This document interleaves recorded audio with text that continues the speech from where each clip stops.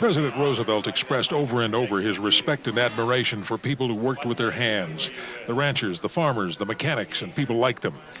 It makes Roosevelt an appropriate man to listen to on this Labor Day. Gib Young is a man who has studied Theodore Roosevelt's mannerisms, his posture, his personality, and perhaps most importantly, how he looked at the world.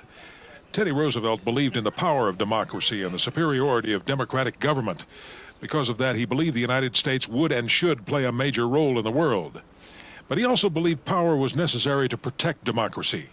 Roosevelt liked to say, speak softly and carry a big stick. I felt if we had 16 or 20 battleships, then perhaps the nation might be a little wary of going to war with us. But Teddy Roosevelt also distrusted power if it came in the form of corporate monopolies that corrupted government.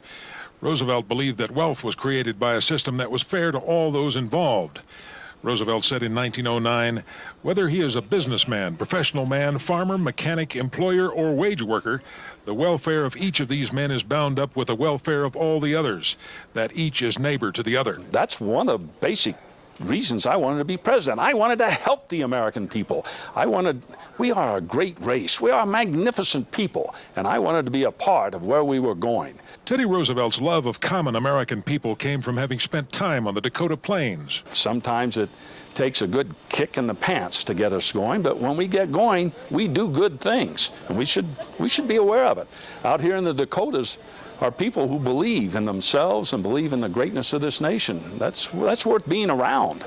And finally, Teddy Roosevelt loved exertion. He loved struggle, and he loved the challenge of survival in the outdoors. How could anyone not get caught up in such a majestic and magical place? The Badlands are misnamed. They are a magical, wonderful land. When Theodore Roosevelt died in 1919, his son Archibald informed his family of his passing in a telegram saying, "The old lion is dead."